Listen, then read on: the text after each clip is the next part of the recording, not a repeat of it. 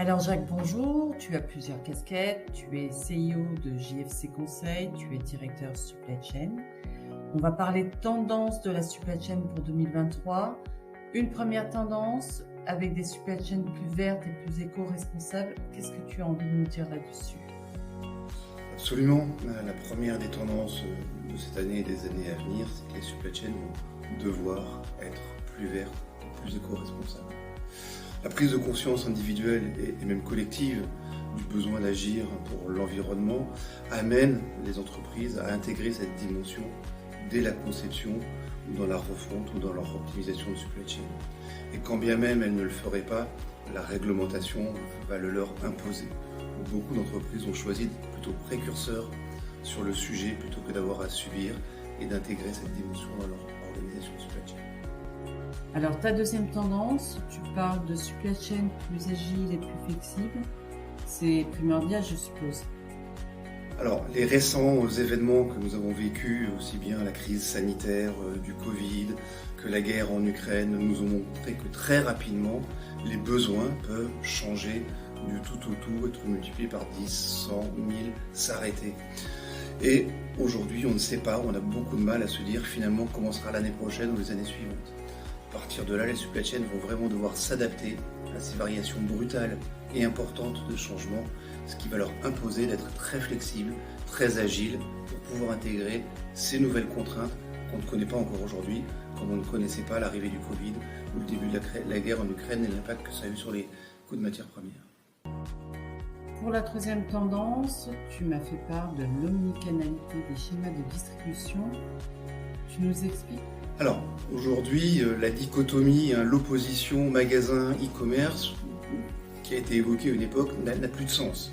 On ne peut plus opposer magasin et e-commerce. On a vraiment deux modèles qui ne doivent pas s'opposer, mais qui doivent non seulement cohabiter, mais s'enrichir l'un avec l'autre.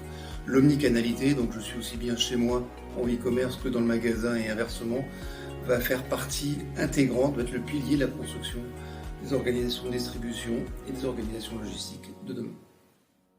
Tu nous parles d'une quatrième tendance avec l'émergence de l'intelligence artificielle dans le pilotage des flux. Finalement, des flux plus difficilement prédictibles, beaucoup plus erratiques, avec des variations plus importantes, des canaux de distribution différents qui vont se mélanger, font que ces flux vont être de plus en plus compliqués, complexes à gérer. Pour ça, il va falloir des outils de plus en plus performants et c'est bien là qu'apparaît l'intelligence artificielle qui, avec ses récentes évolutions, va permettre, aussi bien en termes de fonctionnalité que de capacité, de gérer cette complexité de flux. Donc l'intelligence artificielle va être un élément qui va s'introduire de plus en plus dans les supply chains. Une cinquième tendance avec le développement de la mécanisation et de la robotisation. Pourquoi c'est toujours une tendance? Parce que la mécanisation et robotisation dans un entrepôt, normalement, on le met lorsqu'on a des flux qui sont stables et qui sont connus. Pourquoi? Parce qu'une fois que la mécanisation est construite, ils sont construits pour une valeur nominale, ils sortent tant de pièces par jour, tant de pièces par semaine, et s'il y a des grosses variations, finalement, on n'en trouve pas la rentabilité. Et bien malgré tout, on continue et on continuera à avoir le développement de cette mécanisation robotisation. Pourquoi? D'une part, parce que le besoin de main-d'œuvre et la difficulté à trouver de la main-d'œuvre, d'une part, le besoin d'avoir des opérations à très haut niveau de qualité, livrer la bonne pièce au bon moment, au bon instant, va contraindre à remplacer l'homme par la machine. Et par ailleurs, il y a encore beaucoup de flux qui ne sont pas aujourd'hui avec des fortes variations, qui n'ont pas encore été automatisés.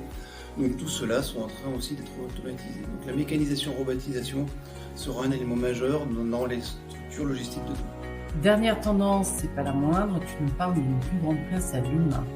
Alors là aussi, juste pour rappel, le secteur de la logistique et de la supply chain en France, c'est 2 millions d'emplois. C'est à peu près 6% de la population active en France. C'est la 5e activité économique en France. Et on prévoit qu'à 2025, c'est près de 500 000 postes qui vont être créés.